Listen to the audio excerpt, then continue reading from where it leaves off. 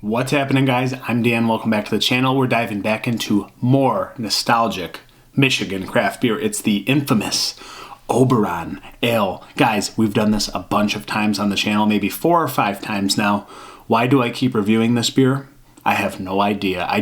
I see it and it's brand new every year and I act like it's going to be some big change, so I'm always waiting for something to change. Bell's is a much larger company than it used to be. It's been bought out. Things maybe have changed slightly in distribution. They've made new beers. They've done bigger and better things. Better, some would say, right?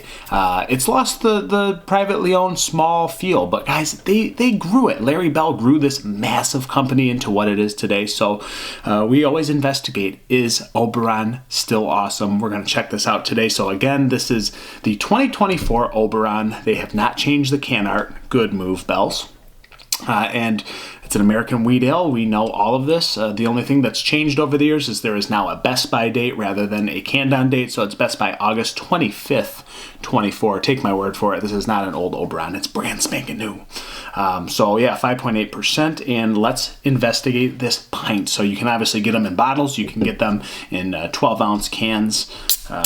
But today, here we are. We're going to go with the 16-ounce and in the Michigan class, guys. So it snowed yesterday in Michigan. Now it's freaking sunny, but still cold. So this beer doesn't feel appropriate today, but I'm going to dive in anyways for Oberon release day. So, does it look different? I don't know. Maybe slight less hazy than I've seen in prior years. It's got a little bit of chill haze to it because it's freaking cold, but I don't know. Does this look clearer to me? Maybe. I've seen some inconsistencies in the batches over there. Sometimes it's very unfiltered and crazy Hefeweizen looking, right? This one looks clearer to me. It looks very well carbonated, almost over-carbonated, really. Some intense carbonation streaming to the top, but it looks like a lighter, clearer Oberon than some years maybe, but again, I think there's been some inconsistencies with that over the years, so it looks pretty good to me. I don't think there's any red flags, but again, it looks a little bit clearer maybe than I've seen in other years. Let's go to an aroma. Sunshine in your nostrils, guys. It's orange peel, it's lemon, small, weedy maltiness to it, but it's still fresh and crisp and light at the same time. That little yeasty estery thing that sometimes it gives off, that it's a Hefeweizen, but it's not. It's not like your Belgian-y yeast strain, right? People sometimes think it's going to be this big Belgian-y, bubblegummy yeast strain, but it's really not. This is just that toned-down American wheat, and it comes across in a very light, favorable way for the American palate, if you will. But again, the orange slices, they seem juicy. They seem very nice and dry, but there is, again, a little bit of that juicy note in there as well. It smells luscious. It smells like a sip of summer. It smells great, really. Again, a little bit of yeasty, bubblegummy kind of thing in there. A little fruitiness popping off the top, but let's dive in, guys. It's a 2024 Oberon. Let's not make this too long. We've done a lot of these reviews. Is it worse? Is it better? Is it the same? Let's go. Cheers.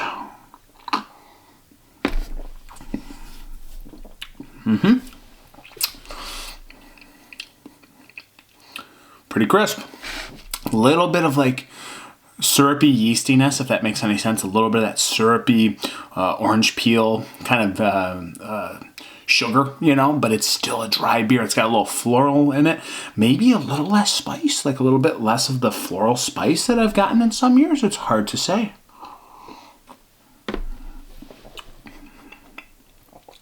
It drinks very light. Again, it's super light. It's crisp. It's crushable. It's not heavy. It's not malty, like crazy heavy. It's orangey. It's very lemon oil. It's very clementine skin. It's a little bit of juicy flesh of the fruit, orange, navel oranges.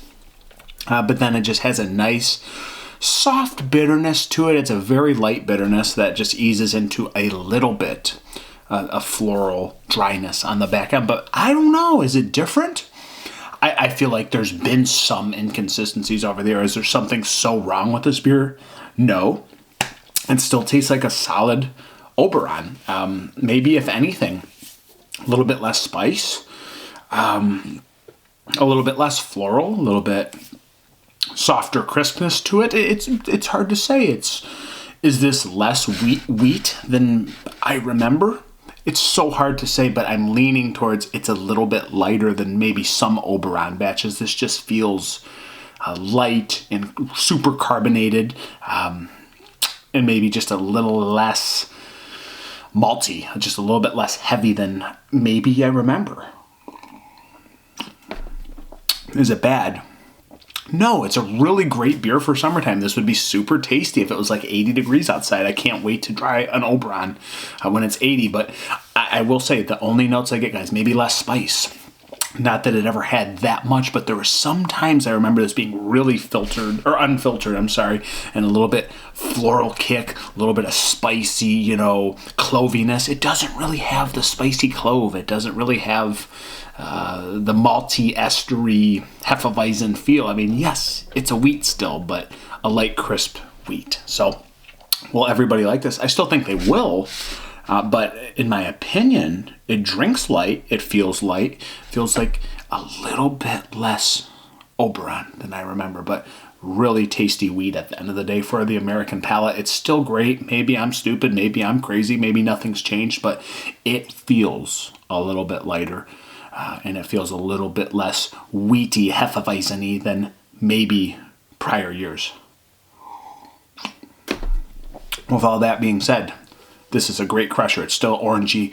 It's still summer, sip of sunshine in your mouth. I still like it. So rating 3.75, 3.8 out of 5. I still like this for 80 degrees in summer in Michigan. So that's where I stand today, guys. It's another Oberon 2024. So here we are. Until next time, Prost, cheers, Yamas, whatever you want to say. Another cerveza in the books.